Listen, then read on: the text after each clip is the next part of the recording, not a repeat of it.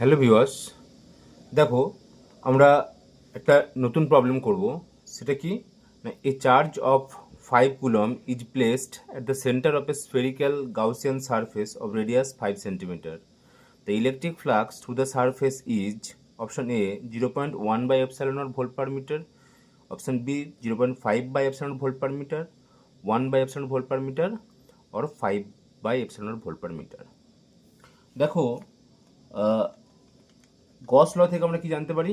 গস law বলছে কি total flux of electric field through a closed surface E dot ds equal to কত হয় না q enclosed by epsilon naught. এবারে তাহলে দেখো কোথায় আছে না একটা স্ফেরিক্যাল সারফেস যার রেডিয়াস হচ্ছে 5 সেন্টিমিটার এবং তার সেন্টারে রয়েছে 5 কুলম চার্জ। তাহলে এই যে গাউসিয়ান সারফেসটা কত চার্জকে এনক্লোজ করে রেখেছে? দেখো 5 কুলম চার্জকে এনক্লোজ করে রেখেছে। তাহলে এক্ষেত্রে টোটাল ফ্লাক্স কত হবে? 5 বাই এপসাইলন নট। কোনটা আনসার হলো? Answer D.